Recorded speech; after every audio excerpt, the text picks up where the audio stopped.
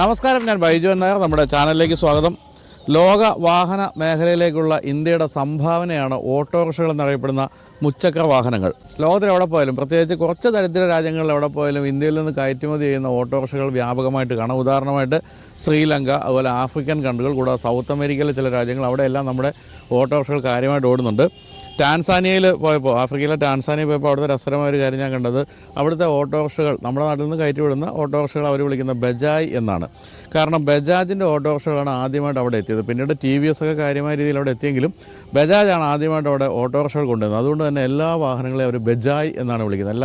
എല്ലാ മുച്ചക്ര വാഹനങ്ങളെയും അവർ ബജായ് എന്നാണ് വിളിക്കുന്നത്. ആ തരത്തിൽ ഇന്ത്യയോട് ചേർന്ന് നിൽക്കുന്ന, ഇന്ത്യയുടെ ആത്മാവിനോട് ചേർന്ന് നിൽക്കുന്ന വാഹനങ്ങളാണ് ഓട്ടോറിക്ഷകൾ.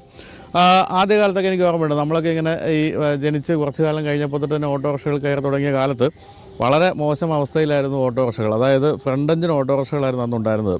കാൽ എന്ന പേരിൽ അറിയപ്പെട്ടിരുന്ന കേരള ഓട്ടോ ലിമിറ്റഡിൻ്റെ ഫ്രണ്ട് എഞ്ചിൻ ഓട്ടോറിക്ഷകൾ, അതുപോലെ തന്നെ API, ആന്ധ്രാപ്രദേശ് ഗവൺമെൻറ്റിൻ്റെ ഉടമസ്ഥതയിലുള്ള കമ്പനിയിലെ API എന്ന് പറയുന്ന കമ്പനിയുടെ ഓട്ടോറിക്ഷകൾ, ഇതെല്ലാം ഈ ചാടി കുതിര ചാടുന്ന പോലുള്ള പോക്കായിരുന്നു. നമ്മൾ പിൻഭാഗത്തൊക്കെ ഇരുന്ന് കഴിഞ്ഞാൽ അവശതയാകുമായിരുന്നു. കുറേ കാലത്തിന് ശേഷമാണ് ബജാജിൻ്റെ ബാക്ക് എഞ്ചിൻ ഓട്ടോറിക്ഷകൾ, RI എന്ന് പറയുന്ന ഓട്ടോറിക്ഷകൾ വരികയും ഓട്ടോറിക്ഷകളിലെ യാത്ര കുറച്ചൊക്കെ സുഖപ്രദമാവുകയും ചെയ്തത്. എന്തായാലും വീണ്ടും കാലം കടന്നു പോയിക്കൊണ്ടിരിക്കുമ്പോൾ ഇലക്ട്രിക് വാഹനങ്ങളുടെ കാലം വന്നിരിക്കുകയാണ്.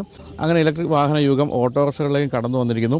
ധാരാളം കമ്പനികൾ ഇലക്ട്രിക് ഓട്ടോകൾ ഇപ്പോൾ നിർമ്മിച്ചു വരുന്നുണ്ട്. എങ്കിൽ പോലും ഇന്ത്യയിലെ ഏറ്റവും വിശ്വസനീയമായൊരു കമ്പനി നിർമ്മിച്ച ഓട്ടോറിക്ഷ, അതാണ് ഞാനിന്ന് അവതരിപ്പിക്കുന്നത്. അതിൻ്റെ പേര് നിങ്ങൾ കാണുന്നല്ലോ, മഹീന്ദ്ര ട്രിയോ പ്ലസ് എന്നാണ്. മഹീന്ദ്രയുടെ വാഹനമാണെന്ന് പറയുമ്പോൾ തന്നെ അറിയാമല്ലോ അതിൻ്റെ നിർമ്മാണ നിലവാരവും അതുപോലെ തന്നെ സാങ്കേതിക വിദ്യയൊക്കെ എത്രത്തോളം മുന്നിലായിരിക്കുമെന്നുള്ള കാര്യം.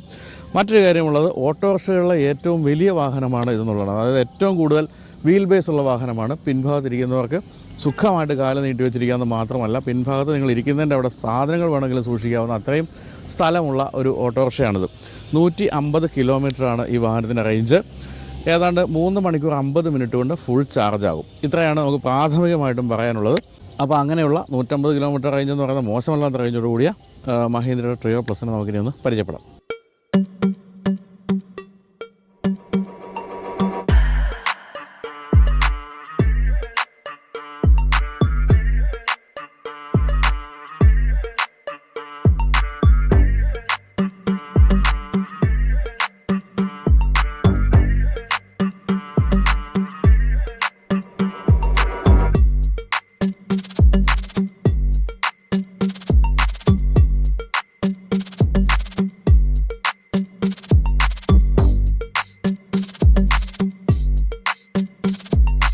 രണ്ടായിരത്തി 2018 ആദ്യമായിട്ട് മഹീന്ദ്ര ഇലക്ട്രിക് വാഹന രംഗത്തേക്ക്, ഇലക്ട്രിക് ഓട്ടോറിക്ഷ വാഹന രംഗത്തേക്ക് കടന്നത്.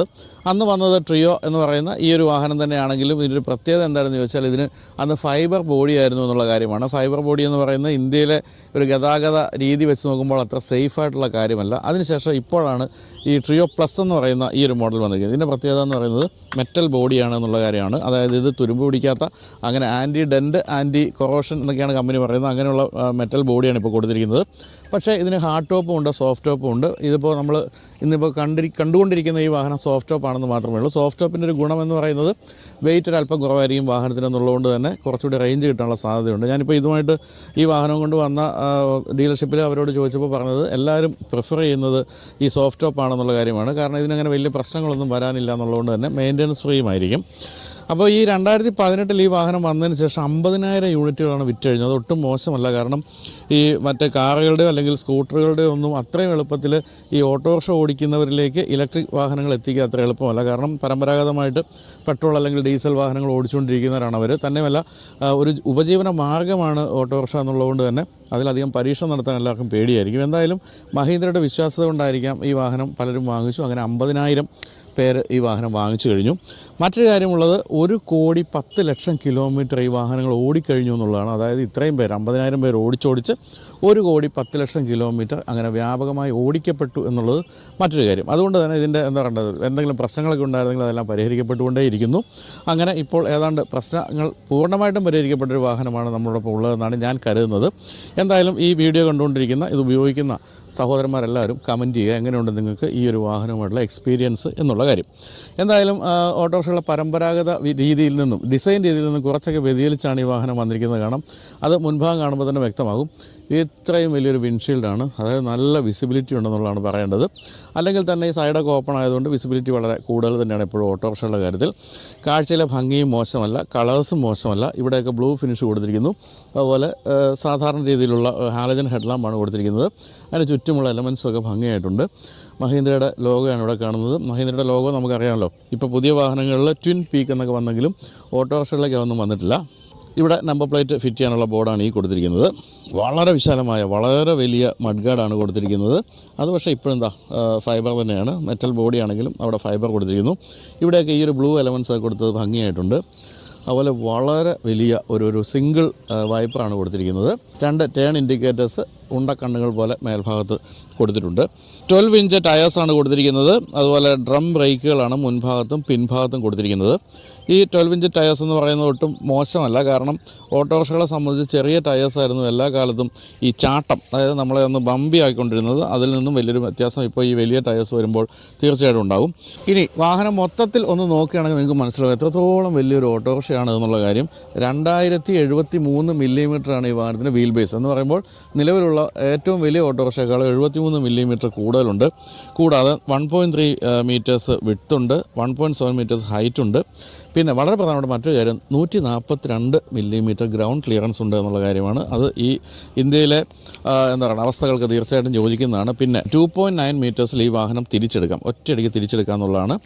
701 കിലോഗ്രാമാണ് വാഹനത്തിൻ്റെ ഭാരം.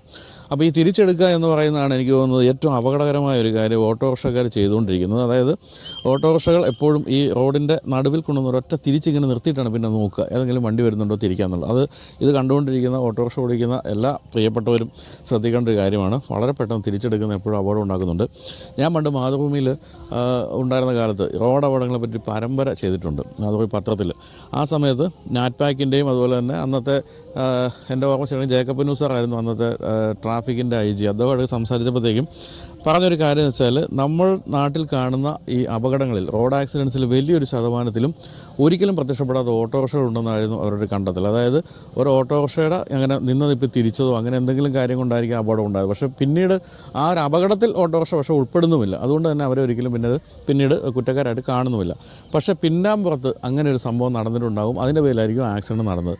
അതെപ്പോഴും മനസ്സിലാക്കുക. നമ്മൾ ഈ നിന്നതിപ്പോൾ തിരിക്കുന്ന പോലുള്ള പരിപാടികൾ തീർച്ചയായിട്ടും ഉപേക്ഷിക്കേണ്ടതാണ്. മറ്റൊരു രസകരമായ കാര്യം ടാൻസാനിയയിലെ മലയാളികൾ ഇന്ത്യക്കാരൊക്കെ പറയുന്നത് വെച്ചാൽ ഈ പൊതുവെ ആഫ്രിക്കയിലെ ഡ്രൈവേഴ്സ് കുറച്ച് മര്യാദക്കാരാണ്, മാന്യമായിട്ടൊക്കെ ഓടിക്കുന്നവരാണ്. പക്ഷേ ഈ ഇന്ത്യൻ ഓട്ടോറിക്ഷകൾ അവിടെ എത്തിച്ചു കഴിഞ്ഞിട്ട് അവരും ഓടിക്കുന്ന ഇന്ത്യയിലെ രീതിയിലാണ്. അപ്പോൾ ഇവരൊക്കെ കളിയാക്കി പറഞ്ഞാൽ ഈ ഓട്ടോറിക്ഷകൾ കൊടുക്കുന്ന കൂടെ തന്നെ CD കൊടുക്കുമെന്നും ഇന്ത്യയിൽ എങ്ങനെയാണ് ഇത് ഓടിക്കുന്നതെന്ന് മനസ്സിലാക്കി തരുന്നൊരു CD അത് നോക്കി മനസ്സിലാക്കിയിട്ട് ഇന്ത്യൻ രീതിയിലാണ് അവിടുത്തെ ഓട്ടോറിക്ഷകളും അവിടുത്തുകാർ ഓടിക്കുന്നതെന്നാണ് കളിയാക്കി പറയാറുള്ളത്. കാരണം ആ രീതിയിൽ കുത്തിത്തിരികലും പെട്ടെന്നുള്ള വളയ്ക്കലും എല്ലാം ഇപ്പോൾ അവിടുത്തെ ഓട്ടോറിക്ഷക്കാരും ചെയ്യുന്നുണ്ട്. എങ്കിലും കുറച്ച് മര്യാദക്കാരായിട്ട് എനിക്ക് തോന്നിയത് ശ്രീലങ്കയിലെ ഓട്ടോറിക്ഷ ഡ്രൈവേഴ്സാണ്. അവർ കാര്യം കുറേ ലൈറ്റൊക്കെ ഇട്ട് കളർഫുള്ളൊക്കെ ആക്കുമെങ്കിൽ പോലും ഓടിക്കുന്ന കാര്യത്തിൽ കുറച്ച് മര്യാദ ശ്രീലങ്കയിലുണ്ട്. എന്തായാലും സൈഡ് പ്രൊഫൈലിൽ ഈ പറഞ്ഞ പോലെ ഈ വലിപ്പമാണ് നമുക്ക് തീർച്ചയായിട്ടും ഫീൽ ചെയ്യുന്നത്. 2073 മില്ലിമീറ്റർ വീൽ ബേസ് എന്ന് പറയുന്നത് വളരെ പ്രധാനപ്പെട്ട കാര്യമാണ്. അതുകൊണ്ട് എന്താണ് ഗുണമെന്ന് വെച്ചാൽ ഉൾഭാഗത്തിരിക്കുമ്പോൾ ഇഷ്ടം പോലെ ലെഗ് സ്പേസ് കിട്ടും. ഇനി നമുക്ക് ഈ ഒന്ന് കയറി ഇരുന്ന് നോക്കാം. ഇവിടെ ഡ്രൈവർ സീറ്റിലിരിക്കുമ്പോഴും ഈ നമുക്കൊരു ഗുണകരമായിട്ട് തോന്നുന്നത് ഈ ഒരു സ്പേസ് തന്നെയാണ്. കണ്ടോ, സുഖമായിട്ട് നിവർന്നിരിക്കാവുന്ന അത്രയും സ്പേസ് ഉണ്ട്. ഇനി എങ്ങനെയാണ് ഇതിൻ്റെ രീതികൾ, ഡ്രൈവിംഗ് രീതി എന്ന് വയ്ക്കുകയാണെങ്കിൽ ഇതാ സ്വിച്ചുണ്ട്. സ്വിച്ച് 2 തവണ തിരിച്ചു കഴിയുമ്പോഴത്തേക്കും ബാറ്ററി ഓൺ ആയി കഴിഞ്ഞു, അല്ലെങ്കിൽ മോട്ടറൊക്കെ ഓൺ ആയി കഴിഞ്ഞു. എന്നിട്ട് ഇതാ ഇവിടെ 3 സ്വിച്ചുകൾ കാണാം നിങ്ങൾക്ക്. Forward, neutral, reverse. അതിൽ ഫോർവേഡ് എന്നുള്ള ബ്രേക്ക് ചവിട്ടിയിട്ട് ഹാൻഡ് ബ്രേക്ക് അല്ലല്ലോ, കാലിലെ ബ്രേക്ക് ഇങ്ങനെ ചവിട്ടിയിട്ട് ഈ ഒരു ഫോർവേഡ് എന്നുള്ള ഇതിലേക്ക് ഇട്ട് കഴിഞ്ഞാൽ വണ്ടി ഓടാൻ സജ്ജനായി കഴിഞ്ഞു. പിന്നീട് ആക്സിലേറ്റർ കൊടുത്താൽ വാഹനം ഓടും. മറ്റു ഓട്ടോറിക്ഷയിൽ നിന്ന് വ്യത്യസ്തമായിട്ട് ഇവിടെയൊന്നും മറ്റ് യാതൊരു തരത്തിലുള്ള പെഡലുകളും നിങ്ങൾക്ക് കാണാനില്ല എന്നുള്ളത് മനസ്സിലാക്കുക. ഹാൻഡിൽ ബാറിലൊന്നും വേറൊരു കാര്യങ്ങളും ഇല്ല. കാരണം ഇതിൻ്റെ ബ്രേക്കിംഗ് എന്ന് പറയുന്നത് കാലിൽ മാത്രമാണുള്ളത്. ഇനി ഇവിടെ വേറെ 2 സ്വിച്ചുകളുണ്ട്. ഒന്ന് ഇവിടെ എക്കോണമി, പിന്നെ ബൂസ്റ്റ്. ഈ ബൂസ്റ്റ് എന്ന് പറയുന്ന ഈ ഒരു ഇതിലേക്ക് മാറ്റിയിട്ട് കഴിയുമ്പോൾ കുറച്ചുകൂടി പവർ കിട്ടും, കുറച്ചുകൂടി സ്പീഡ് കിട്ടും, അങ്ങനെയുള്ള കാര്യങ്ങളാണ്. അത് നമുക്ക് ഓടിക്കുമ്പോൾ അതിനെപ്പറ്റി സംസാരിക്കാം. എന്തായാലും എക്കോണമി എന്നുള്ള മോഡിൽ ഇടുന്നതായിരിക്കും എപ്പോഴും നല്ലത്. പിന്നെ ഇവിടെ വളരെ ചെറിയൊരു TFT സ്ക്രീൻ കാണാം. അതിൽ എത്ര കിലോമീറ്റർ ഓടാനുള്ള ഇന്ധനം ബാക്കിയുണ്ട്, 39 കിലോമീറ്റർ ഓടാൻ ഇതിൻ്റെ ബാക്കിയുണ്ട്. അതുപോലെ ഇതിൻ്റെ അകത്ത് ഇവിടെ അത് ഡിജിറ്റലിയും കൊടുത്തിട്ടുണ്ട്. പിന്നെ സ്പീഡോമീറ്റർ ഉള്ള കാര്യങ്ങൾ, അത്തരം കാര്യങ്ങളൊക്കെയാണ് കൊടുത്തിരിക്കുന്നത്. അതായത് ബാറ്ററി ചാർജിങ്ങുമായിട്ട് ബന്ധപ്പെട്ട കാര്യങ്ങളൊക്കെയാണ് നമുക്ക് ഇതിൽ കാണാവുന്നത്. പിന്നെ ഇവിടെ മൊബൈൽ ഫോണും മറ്റും സൂക്ഷിക്കാൻ സ്ഥലമുണ്ട്. അവിടെ 12 വോൾട്ടിൻ്റെ ചാർജറും കൊടുത്തിട്ടുണ്ട്. പിന്നെ ഇവിടെ നമുക്ക് വാഹനത്തിൻ്റെ രേഖകളും മറ്റും സൂക്ഷിക്കാവുന്ന രീതിയിൽ ഒരു ലോക്ക്ഡ് ആയിട്ടുള്ളൊരു കമ്പാർട്ട്മെൻറ്റ് കൊടുത്തിട്ടുണ്ട്. ചെറിയ RC ബുക്ക് പോലുള്ള കാര്യങ്ങളൊക്കെ അതിൽ സൂക്ഷിക്കാം. വളരെ ഭംഗിയായിട്ടുള്ള വിശാലമായ രീതിയിലാണ് സൈഡ് വ്യൂ മിറേഴ്സ് 2 ഭാഗത്തും കൊടുത്തിരിക്കുന്നത്.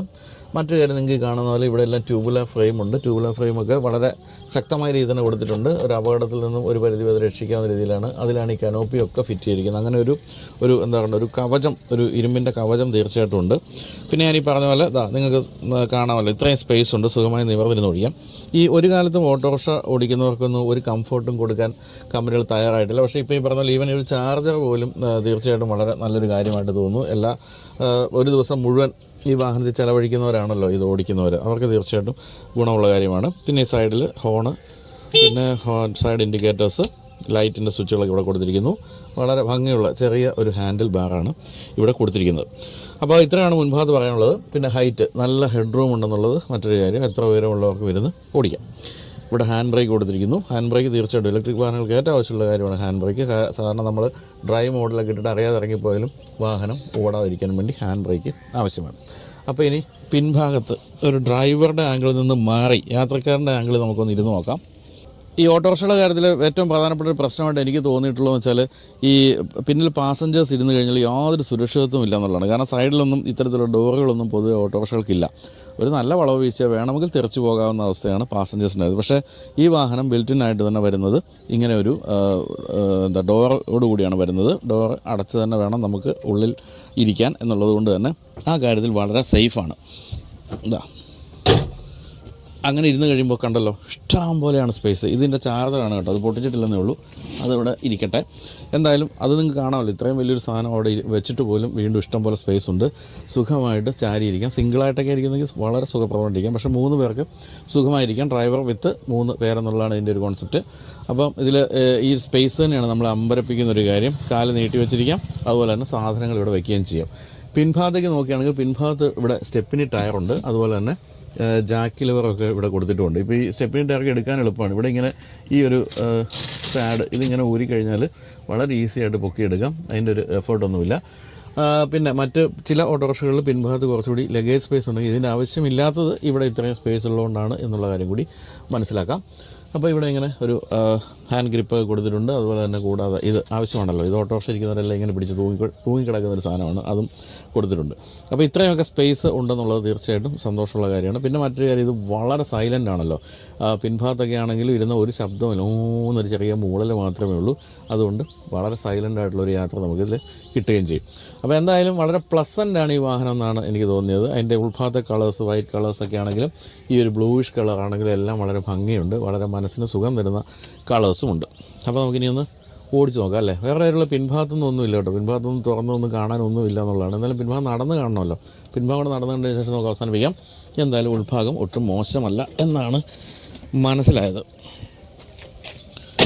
അപ്പോൾ ഇനി പിൻഭാഗത്തേക്കൊക്കെ വരുമ്പോൾ ഈ സൈഡിലുള്ള ഗ്രാഫിക്സ് ഒക്കെ ഉണ്ട് കേട്ടോ. ഈ ഒരു എന്താ പറയുക, വലിപ്പമുള്ളൊരു വാഹനമായതുകൊണ്ട് അതിനെ കട്ട് ചെയ്യുന്ന രീതിയിൽ ഇവിടെയൊക്കെ ചില ഗ്രാഫിക്സ് ഒക്കെ കൊടുത്ത് ഭംഗിയാക്കിയിട്ടുണ്ട്. അതുപോലെ തന്നെ വീൽ കപ്പാണെങ്കിലും കാണാൻ നല്ല ഭംഗിയുണ്ട്. ഈ സൈഡിൽ ഏറ്റവും പ്രധാനപ്പെട്ട കാര്യം തുറക്കാനാവില്ല എന്നുള്ളതാണ്. മറ്റ് ഓട്ടോറിക്ഷകളുടെ കാര്യത്തിലുള്ള പ്രധാന പ്രശ്നം, ഏത് വഴി കൂടെ പാസഞ്ചേഴ്സ് ചാടി കയറുന്നുള്ളതാണ്. ഇടതുവശം നിർത്തി ഇടതുവശം, വലതുവശം നിർത്തി വലതുവശം. പക്ഷേ ഇവിടെ അതൊന്നും പറ്റില്ല. വളരെ സേഫായിട്ട് ആ ഒരു സൈഡിൽ കൂടെ മാത്രമേ കയറാൻ പറ്റൂ എന്നുള്ളതും ഇതിനെ ഒരു സേഫ് വാഹനമാക്കുന്നുണ്ട്. പിൻഭാഗത്തേക്ക് വരുമ്പോഴും ഈ വലിപ്പം എത്ര വീതിയുള്ള വാഹനമാണെന്ന് നമുക്ക് മനസ്സിലാക്കാം. വലിയ ഡിസൈൻ ഗിമ്മിക്സ് ഒന്നും ഇതിൻ്റെ അതില്ല. വളരെ ചെറിയൊരു ബമ്പർ ഒരു ഭാഗം കൊടുത്തിട്ടുണ്ട്. ഇവിടെയാണ് നമ്പർ പ്ലേറ്റ് വരിക. അതിനൊരു ലൈറ്റ് അങ്ങോട്ട് കൊടുത്തിരിക്കുന്നു. മഹീന്ദ്ര എന്നുള്ള ബാഡ്ജിങ് ഇവിടെയുണ്ട്. ഇലക്ട്രിക് എന്നുള്ള ബാഡ്ജിങ് ഇവിടെയുണ്ട്. സാമാന്യം വലിയ 2 ടെയിൽ ലാമ്പുകൾ കൊടുത്തിരിക്കുന്നു. പിന്നെ ഇവിടെയാണെങ്കിൽ ഒരു ഗ്ലാസ് ഏരിയ പോലൊരു ഭാഗവും കൊടുത്തിട്ടുണ്ട്. അപ്പോൾ ഇത്രയുമാണ് ഈ ഒരു വാഹനത്തിൻ്റെ പ്രത്യേകത. ഇപ്പോൾ നമ്മൾ ഷൂട്ട് ചെയ്യുന്ന പിൻഭാഗത്തൊരു വണ്ടി പോകുന്ന ശബ്ദം നിങ്ങൾ കേൾക്കുന്നുണ്ടല്ലോ. ഇതാണ് ഇന്ത്യയുടെ ശബ്ദം എന്നെനിക്കിപ്പോൾ വിളിക്കാൻ തോന്നുന്ന ഓട്ടോറിക്ഷകൾ. എന്തൊരു ശബ്ദമാണ്! ശരിക്കും പറഞ്ഞാൽ ശബ്ദ മലിനീകരണം തന്നെയാണ് ആ ഡീസൽ ഓട്ടോറിക്ഷകൾ കാഴ്ചവെക്കുന്നത്. അതിൽ നിന്നൊക്കെ വളരെ വ്യത്യസ്തമായിട്ട് ഇദ്ദേഹം വളരെ സൈലൻ്റാണ്. അടക്കവും ഒതുക്കവുമുള്ള ഒരു വാഹനമാണ് തീർച്ചയായിട്ടും മഹീന്ദ്ര ട്രിയോ പ്ലസ്.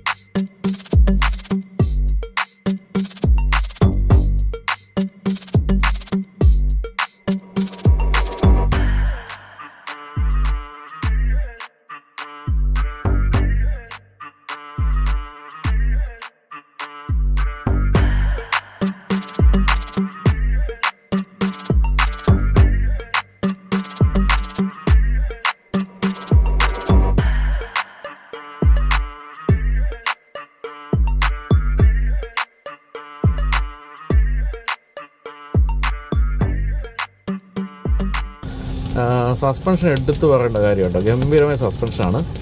അതുപോലെ തന്നെ വെയിറ്റ്, നല്ല വെയിറ്റുള്ള വാഹനമാണ്. പ്രത്യേകിച്ച് ബാറ്ററി പാക്കൊക്കെ ഉള്ളതുകൊണ്ട് വെയിറ്റ് ഒട്ടും മോശമല്ല. അതുകൊണ്ട് അതിൻ്റെ ഒരു സുഖം കൂടി ഉണ്ട് ഓടിക്കാനുള്ള കാര്യം, സംശയമില്ല. എന്തായാലും ഇതിൻ്റെ ഡ്രൈവിംഗ് പൊസിഷനും അതുപോലെ തന്നെ ഈ ഒരു ഹാൻഡിൽ ബാറിൻ്റെ പൊസിഷനും എല്ലാം വളരെ രസകരമായ ഒരു ഡ്രൈവാണ് സമ്മാനിക്കുന്നത്. പിന്നെ സാധാരണഗതിയിൽ ഞാൻ ഈ ഓട്ടോറിക്ഷകൾ ധാരാളം ഓടിച്ചിട്ടുണ്ട്. അതിൻ്റെയൊക്കെ ഒരു പ്രശ്നം വെച്ചാൽ പലപ്പോഴും നമ്മൾ വിചാരിക്കുന്നിടത്തേക്കൊന്നും അല്ല പോകുക എന്നുള്ളതാണ്. ഞാൻ അമ്പരന്ന് പോയിട്ടുണ്ട്. എങ്ങനെയാണ് നമ്മുടെ ഓട്ടോറിക്ഷ ഡ്രൈവേഴ്സ് ഏത് തരത്തിൽ ഓടിക്കുന്ന അവസ്ഥ കണ്ടിട്ടുണ്ടല്ലോ നമ്മുടെ ഈ ഓട്ടോറിക്ഷകൾ. എപ്പോഴേ തിരികെ രസകരമായിട്ടൊക്കെ ഓടിച്ചു പോകുന്ന കാണുമ്പോൾ എനിക്ക് കൊതി വരും. കൊതി മറ്റൊന്നുമല്ല, ഞാൻ ഓടിക്കുമ്പോൾ എനിക്കൊരിക്കലും അത്രയും ഒരു കംഫർട്ട് കിട്ടാറില്ല ഓട്ടോറിക്ഷകൾ ഓടിക്കുമ്പോൾ. പക്ഷേ എങ്ങനെയൊക്കെ അവർ ഗംഭീരമായിട്ട് ഓടിക്കുന്നു, ഒരു പരിചയത്തിൻ്റെ സംഭവമായിരിക്കും. പക്ഷേ ഈ വാഹനത്തിൻ്റെ കാര്യത്തിൽ സ്പീഡൊക്കെ എടുക്കുമ്പോഴാണെങ്കിൽ നമുക്ക് ഒരു കംഫർട്ട് പ്രശ്നം വരുന്നില്ല. പിന്നെ സ്റ്റെബിലിറ്റിയും അതുപോലെ തന്നെ നമ്മുടെ കൈക്കുള്ളിൽ വാഹനം ഒതുങ്ങി നിൽക്കുന്നു എന്നുള്ളൊരു ഫീലും തീർച്ചയായിട്ടും ഈ ഓട്ടോറിക്ഷ വരുന്നുണ്ട്. എൻ്റെ ഒരു അഭിപ്രായത്തിൽ ഈ ഓട്ടോറിക്ഷകൾ ഇങ്ങനെ തന്നെ വേണം. ഓട്ടോറിക്ഷകൾക്ക് ഈ ഒരു അമിതമായ പിക്കപ്പ് എന്നൊക്കെ പറയുന്നത് എപ്പോഴും അപകടം ഉണ്ടാക്കും.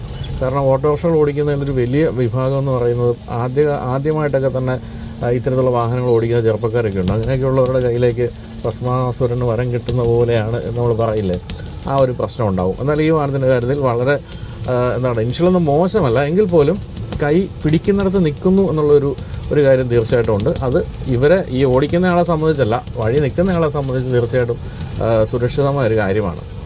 അപ്പോൾ 2 മോഡുകളുണ്ടെന്ന് ഞാൻ പറഞ്ഞല്ലോ. ഒന്ന് എക്കോണമി, മറ്റൊന്ന് ബൂസ്റ്റ്. ഈ 2 മോഡുകളാണുള്ളത്. ഈ മോഡിൽ എക്കോണമി എന്ന മോഡിൽ പോവുകയാണെങ്കിൽ 45 കിലോമീറ്ററാണ് മാക്സിമം സ്പീഡ് കിട്ടുക. എന്നാൽ ബൂസ്റ്റ് എന്ന മോഡാണെങ്കിൽ 55 കിലോമീറ്റർ വേഗത മാക്സിമം സ്പീഡ് എടുക്കാൻ സാധിക്കും. 10.24 കിലോവാട്ടിൻ്റെ ലിഥിയം അയൺ ബാറ്ററിയാണ് ഈ വാഹനത്തിൽ ഘടിപ്പിച്ചിരിക്കുന്നത്. 10 PSP ആണ് maximum power, 42 newton metre maximum torque. 167 കിലോമീറ്ററാണ് ശരിക്കും പറഞ്ഞാൽ ARI കൊടുത്തിരിക്കുന്ന ഒരു റേഞ്ച് എന്ന് പറയുന്നത്, അപ്രൂവ് ചെയ്ത റേഞ്ച്. പക്ഷേ 150 കിട്ടുന്നുള്ളൂ എന്ന് കമ്പനി തന്നെ സമ്മതിക്കുന്നു സത്യസന്ധമായിട്ട്. 150 കിട്ടുന്നുണ്ട് എന്ന് തന്നെയാണ് ഇത് സ്ഥിരമായിട്ട് ഓടിക്കുന്നവരും പറയുന്നത്. ഒരു 3 കിലോവാട്ടിൻ്റെ ചാർജറിൽ 3 മണിക്കൂർ 50 മിനിറ്റ് കൊണ്ട് വാഹനം ചാർജാക്കി എടുക്കാം. ഫാസ്റ്റ് ചാർജിങ് ഇല്ല, എങ്കിൽ പോലും 4 മണിക്കൂർ താഴെ മതി എന്നുള്ളത് മോശമല്ല. നമ്മളിപ്പോൾ രാവിലെ വളരെ നേരത്തെ ഈ വാഹനവുമായിട്ട് ഇറങ്ങുന്ന ഒരാൾക്ക് വേണമെങ്കിൽ ഉച്ചയ്ക്ക് ഊണൊക്കെ കഴിഞ്ഞ് ഒന്ന് വിശ്രമിച്ച് കുറച്ചുകൂടെ ചാർജ് ചെയ്ത് വീണ്ടും ഓടിക്കാൻ വേണ്ടി ഇറങ്ങാമെന്നുള്ളതാണ് അതിൻ്റെ ഒരു ഗുണം. അതുപോലെ വാഹനത്തിന് കൂടെ തന്നെ 15 ആംപിയറിൻ്റെ ഒരു ചാർജർ തരുന്നുണ്ട്. അത് നമുക്ക് ഫ്രീ ആയിട്ട് ഇതിൻ്റെ കൂടെ തരുന്നതാണ്. 12.45 ഡിഗ്രിയുടെ ഗ്രേഡബിലിറ്റി ഉണ്ട് ഈ വാഹനത്തിന്. കാരണം അങ്ങനെയുള്ള ഹൈറ്റിൽ കൂടി ഓടിച്ചു പോകാൻ പറ്റുന്ന വാഹനമാണ്. ഇലക്ട്രിക് വാഹനമായതുകൊണ്ട് ഹൈറ്റ് ഉള്ള റോഡിലൂടെ ഓടിച്ചു പോകാൻ പറ്റില്ല എന്ന് വിചാരിക്കേണ്ടതില്ല. അതുപോലെ തന്നെ ഹിൽ ഹോൾഡ് അസിസ്റ്റ് ഉണ്ട്. വാഹനം നമ്മളൊരു കയറ്റത്ത് നിർത്തിയാൽ പിന്നിലേക്ക് ഉരുണ്ടു പോകില്ല. അതുമൊക്കെ കാറുകളിൽ കാണുന്ന കാര്യം ഈ ഒരു വാഹനത്തിൽ കൊടുത്തിട്ടുണ്ട്. ഇനി മോട്ടറിൻ്റെ കാര്യം നോക്കുകയാണെങ്കിൽ വാട്ടർ പ്രൂഫാണ്. അതുകൊണ്ട് തന്നെ കുറച്ച് ചെറിയ വെള്ളക്കെട്ടിലൂടെ ഓടിയാൽ കുഴപ്പമില്ല. വലിയ പൊക്കത്തിലൂടെ ഓടിച്ചു പോകാമെന്ന് വിചാരിക്കേണ്ട, അത് ഇത്തരം വാഹനങ്ങൾക്ക് പറ്റിയതല്ലെന്ന് അറിയാമല്ലോ. ഏറ്റവും പ്രധാനപ്പെട്ട കാര്യം നമുക്കറിയാമല്ലോ, CNG ഓട്ടോറിക്ഷകൾ ഇപ്പോൾ ധാരാളമുണ്ട്. CNG ഓട്ടോറിക്ഷകൾ ഇന്നലെയൊക്കെ ഞാൻ എറണാകുളത്ത് ഒരു പമ്പിൽ ക്യൂ കിടക്കുന്നുണ്ട്. എനിക്ക് സങ്കടം തോന്നി, അത്രയധികം ക്യൂ ആണ് ഇപ്പോൾ CNG ഫില്ല് ചെയ്യാൻ വേണ്ടി. അങ്ങനെയുള്ള ഓട്ടോറിക്ഷകളെ സംബന്ധിച്ച് നോക്കിയാൽ അതോട് കമ്പയർ ചെയ്താൽ പോലും ഒരു വർഷം 1.2 lakhs ലാഭം കിട്ടും ഈ ഒരു വാഹനം ഓടിച്ചുകൊണ്ട് നടന്നാൽ എന്നുള്ളതാണ്. എന്ന് പറഞ്ഞാൽ 5 വർഷത്തിൽ ഏതാണ്ട് 6 ലക്ഷം രൂപ നിങ്ങൾക്ക് മിച്ചം വയ്ക്കാൻ പറ്റും. ഇത് ഡീസൽ ഓട്ടോറിക്ഷ വെച്ച് കമ്പയർ ചെയ്യുകയാണെങ്കിൽ 1.6 lakhs ആണ് നിങ്ങൾക്ക് ഒരു വർഷം ലാഭം കിട്ടുക എന്നാണ് പറയേണ്ടത്. കൂടാതെ ഇതിൻ്റെ കാര്യത്തിൽ 10 പൈസയേ ഉള്ളൂ കിലോമീറ്ററിന് മെയിൻ്റനൻസ് കോസ്റ്റ് എന്ന് പറയുന്നത്. ഓടാനുള്ള കോസ്റ്റ് അല്ല, മെയിൻ്റനൻസ് കോസ്റ്റ്. പക്ഷേ ഡീസൽ ഓട്ടോറിക്ഷ ചെയ്യുമ്പോൾ നിങ്ങൾക്ക് അറിയാമല്ലോ എത്രത്തോളം അതിന് മെയിൻ്റനൻസ് കോസ്റ്റ് വരും എന്നുള്ള കാര്യം. ഇതിനകത്ത് മെയിൻ്റനൻസ് ഒന്നും വരാനുമില്ല. ആ കാര്യത്തിൽ നിങ്ങൾക്ക് ലാഭമാണ്. കൂടാതെ 5 വർഷം അല്ലെങ്കിൽ 1,20,000 കിലോമീറ്റർ വാറണ്ടിയും കമ്പനി തരുന്നുണ്ട്. എന്ന് പറഞ്ഞാൽ പൂർണ്ണമായും നിങ്ങൾക്ക് തലവേദന ഇല്ലാത്തൊരു ജീവിതം ഈ ഒരു വാഹനം തരുമെന്നുള്ള കാര്യത്തിൽ സംശയമില്ല. പിന്നെ വേണമെങ്കിൽ നിങ്ങൾക്കിത് ലോൺ എടുക്കുകയാണെങ്കിൽ മാസം ഏതാണ്ട് 11,839 രൂപ, അതായത് 12,000 രൂപ താഴെയാണ് 3 വർഷത്തെ EMI. 4 വർഷമാണെങ്കിൽ അത് 19,000, 5 വർഷമാണെങ്കിൽ 8,000 രൂപയുള്ളൂ. അങ്ങനെയാണെങ്കിൽ തീർച്ചയായിട്ടും നിങ്ങൾക്ക് ആദ്യം പൈസ മുഴുവനായിട്ട് കൊടുക്കാതെ തന്നെ വാങ്ങിക്കാം. അങ്ങനെ ലാഭകരമായിട്ട് കൊണ്ടു നടക്കുകയും ചെയ്യാം. എനിക്ക് ഏറ്റവും ഇഷ്ടപ്പെട്ട എൻ്റെ സസ്പെൻഷനാണ്. സസ്പെൻഷൻ എന്ന് പറയുന്നത് മുൻഭാഗത്ത് ഒരു ഫ്രണ്ട് ഡാമ്പറുണ്ട്, ഹൈഡ്രോളിക് ഷോക്ക് അബ്സോർബറുണ്ട്, ഹെലിക്കൽ സ്പ്രിങ്ങും കൊടുത്തിട്ടുണ്ട്. പിൻഭാഗത്ത് ഹൈഡ്രോളിക് ഡാമ്പറുണ്ട്, റിജിഡ് ആക്സിൽ, അതുപോലെ തന്നെ ലീവ് സ്പ്രിങ്ങും. ഈ ഒരു ഡാമ്പർ ഉള്ളതുകൊണ്ടാണ് ഈ ചാട്ടം വളരെ കുറവുള്ളത്. സാധാരണഗതിയിൽ ഈ ഓട്ടോറിക്ഷകൾ എന്ന് പറയുന്ന ചാട്ടത്തിന് പേര് കേട്ടാണെങ്കിൽ ഈ വാഹനത്തിൻ്റെ കാര്യത്തിൽ ചാട്ടം കുറവുണ്ട് എന്ന് പറയാൻ കാര്യം ഇതിൻ്റെ ഈ ഒരു സസ്പെൻഷനാണ്. അപ്പോൾ കുറച്ച് 3 പേരും കൂടെയൊക്കെ ഇരുന്ന് കഴിഞ്ഞാൽ ഒട്ടും തന്നെ ചാട്ടം ഉണ്ടാകാനുള്ള സാധ്യതയില്ല. എന്നാലും അത്തരം എല്ലാ കാര്യങ്ങളിലും സാധാരണ ഓട്ടോറിക്ഷകളൊക്കെ വളരെ മുന്നിലാണ് ഈ ഒരു വാഹനത്തിൻ്റെ സ്ഥിതി എന്നാണ് പറയേണ്ടത്.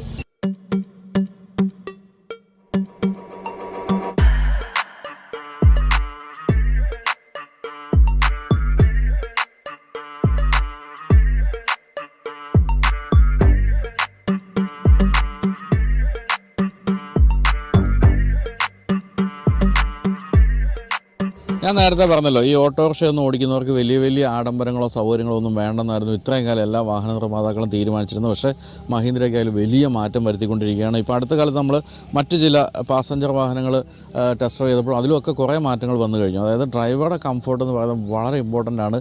ആ ഡ്രൈവർക്ക് മാത്രമല്ല, ഡ്രൈവർക്ക് കംഫർട്ട് ഉണ്ടെങ്കിൽ അദ്ദേഹം മര്യാദയ്ക്ക് വാഹനം ഓടിക്കുകയും വഴി കൂടെ നടക്കുന്നവരുടെ പോലും സുരക്ഷിതത്വം നോക്കുകയും ചെയ്യുള്ളൂ. നമുക്കറിയാം, അല്ലാതെ ഈ ചൂടത്തൊക്കെ ഇരുന്ന് വേർത്ത് ഒരു തരത്തിലൊന്ന് ഓടിച്ച് വീട്ടിലെത്തിച്ചാൽ മതി എന്നൊരവസ്ഥയിലിരിക്കുന്നവർക്ക് ഒരിക്കലും റോഡ് നിയമങ്ങളൊന്നും പാലിക്കാൻ ഒന്നും തോന്നുകയില്ല. പക്ഷേ അങ്ങനെയുള്ള എല്ലാ കാര്യങ്ങളും ഇപ്പോൾ മാറ്റം വന്നുകൊണ്ടിരിക്കുകയാണ്. അപ്പോൾ മഹീന്ദ്രയുടെ കാര്യത്തിൽ ഏറ്റവും പ്രധാനപ്പെട്ട ഒരു കാര്യം ഇവിടെ വന്നിരിക്കുന്നത് നെമോ എന്നെഴുതിയിരിക്കുന്ന ഈ ഒരു കാര്യമാണ്. അതായത് ഇതൊരു ആപ്ലിക്കേഷനാണ്. ഈ ഒരു ആപ്പ് എന്നൊക്കെ പറയുന്നത് ഒരു ഓട്ടോറിക്ഷയുടെ കണക്ട് ചെയ്ത് ഒരിക്കലും നമുക്ക് ചിന്തിക്കാനാവില്ലെങ്കിൽ ഈ വാഹനത്തിൽ ഇങ്ങനെ ഒരു ആപ്പുണ്ട്. ഇത് നമ്മുടെ ഫോണിലേക്ക് ഈ ഒരു ആപ്പ് ഡൗൺലോഡ് ചെയ്താൽ ഈ വാഹനവുമായിട്ട് ബന്ധപ്പെട്ട പല കാര്യങ്ങളും, ഇതിൻ്റെ റേഞ്ച്, ഇതിൻ്റെ ചാർജിങ്ങിൻ്റെ കാര്യങ്ങൾ, റോഡ് സൈഡ് അസിസ്റ്റൻസ്, അതുപോലെ തന്നെ നാവിഗേഷൻ, പിന്നെ വാഹനം എവിടെയാണ് എന്നുള്ള ട്രാക്കിംഗ് ഉള്ള കാര്യങ്ങൾ, അങ്ങനെ പല കാര്യങ്ങളും നിങ്ങളുടെ ഫോണിൽ കിട്ടും. അങ്ങനെ ആപ്പ് ബേസ്ഡ് ആയിട്ടുള്ള കാര്യങ്ങളൊക്കെ ഇതിലുണ്ട് എന്ന് പറയുന്നതും ഓട്ടോറിക്ഷകളുടെ കാര്യത്തിൽ വലിയൊരു കുതിച്ചാട്ടമായിട്ടാണ് എനിക്ക് തോന്നുന്നത്. അപ്പോൾ അങ്ങനെ ഫുൾ ഫ്ലെജ്ഡ് ആയിട്ടുള്ളൊരു വാഹനമാണിത്. 150 കിലോമീറ്റർ റേഞ്ച്, 4 മണിക്കൂറിൽ താഴെ നിങ്ങൾക്ക് പൂർണ്ണമായിട്ട് ചാർജ് എടുക്കാം. പിന്നെ വാറണ്ടി ആണെങ്കിലും ഇഷ്ടംപോലെ വാറണ്ടി തന്നിട്ടുണ്ട്, ഒരു തരത്തിലും തലവേദന ഇല്ലാത്ത കാര്യങ്ങൾ. പിന്നെ ഞാൻ നേരത്തെ സൂചിപ്പിച്ച പോലെ ഈ വാഹനം ഓടിച്ചുകൊണ്ട് നടക്കുമ്പോൾ നിങ്ങൾ വർഷം ലാഭിക്കുന്ന 1.5 ലക്ഷം രൂപയൊക്കെയാണ്. അതായത് CNG വാഹനത്തെക്കാളും വളരെ എഫക്റ്റീവായിട്ട് വളരെ ലാഭകരമായിട്ട് കൊണ്ടു നടക്കാവുന്നൊരു വാഹനമാണിത്. അപ്പോൾ അതുകൊണ്ട് തന്നെ നിങ്ങളൊരു ഉപജീവന മാർഗ്ഗമായിട്ട് ഓട്ടോറിക്ഷയെ കരുതുന്നുണ്ടെങ്കിൽ നിങ്ങളുടെ കീശ കാലിയാകാതെ കൊണ്ടു നടക്കാൻ പറ്റുന്ന വാഹനം എന്നാണ് പറയേണ്ടത്. 3,44,000 രൂപയാണ് ഈ വാഹനത്തിൻ്റെ എക്സ്-ഷോറൂം വില. അങ്ങനെ ലാഭം നോക്കുമ്പോൾ അതൊട്ടും കൂടുതലുള്ള ആദ്യത്തെ ഇൻവെസ്റ്റ്മെൻറ്റ് എന്ന് പറയുന്നതാണ് തീർച്ചയായിട്ടും വേണ്ടി വരുന്നത്. അതിന് ശേഷമുള്ള ചിലവുകളെല്ലാം കുറവായിരിക്കും. അപ്പോൾ ഇത്രയും പറഞ്ഞുകൊണ്ട് അവസാനിപ്പിക്കുന്നു. അപ്പോൾ എല്ലാവരും ഈ മഹീന്ദ്ര ട്രിയോ ഇപ്പോൾ ഓടിച്ചുകൊണ്ടിരിക്കുന്നവരെല്ലാവരും കമൻറ്റ് ചെയ്യുക എങ്ങനെയുണ്ട് വാഹനം എന്നുള്ള കാര്യം. കാരണം നമ്മളൊക്കെ വളരെ കുറച്ച് നേരത്തേക്കാണ് വാഹനം ഓടിക്കുക. അതിനുശേഷം മറ്റു കാര്യങ്ങളൊക്കെ പറഞ്ഞു തരേണ്ടത് നിങ്ങൾ തന്നെയാണ്. അപ്പോൾ കമൻറ്റുകളിലേക്കും എല്ലാവർക്കും സ്വാഗതം. അപ്പോൾ വീഡിയോ ഉണ്ടാകുന്ന നന്ദി. ബൈ.